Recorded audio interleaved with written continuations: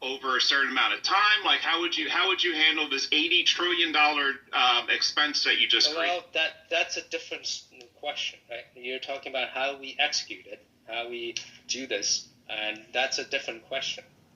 So long as we agree on the principle, these can be resolved.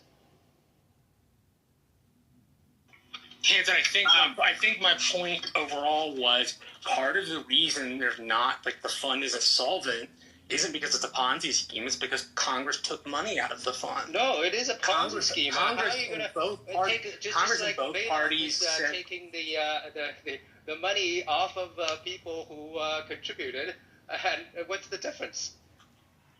I mean, I think the difference is, one, you have to liquidate assets, and the other you don't. So I don't understand why you would liquidate assets. Grabbing the straws.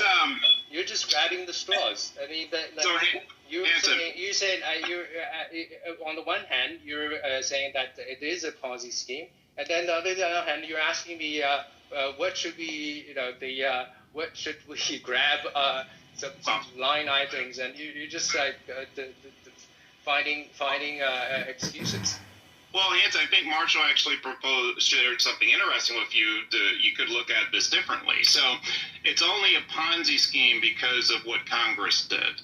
So what if there were a law that you can't pull any money out of Social Security for any other purpose, and that you have to take, with that $4 trillion or $8 trillion you took out of it, you have to put back into it? Then it's not a Ponzi scheme. Well, what's the issue? It is still a Ponzi scheme. Yeah, even if you don't embezzle the fund, it is still a Ponzi scheme. It's a Ponzi scheme all the same, but it made it even worse when you steal it from the Ponzi scheme. I mean, technically a Ponzi scheme is you pay out with later contributors' contributions. Exactly. That's the definition. And that's the definition. And the big problem with Social Security is the population and growth and so on are not as high as they were. And so we have less and less. This Ponzi scheme model works as long as you always have more contributors. Just like Madoff. More latecomers. So how's it different than an annuity? How's it different than an annuity? Well, please hear me out, okay? The way that this was designed to work is based on growth in population.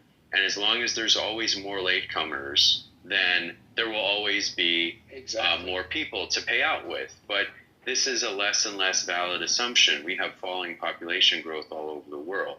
And you're saying, how is it different from an annuity? I mean, there's many different kinds of annuities.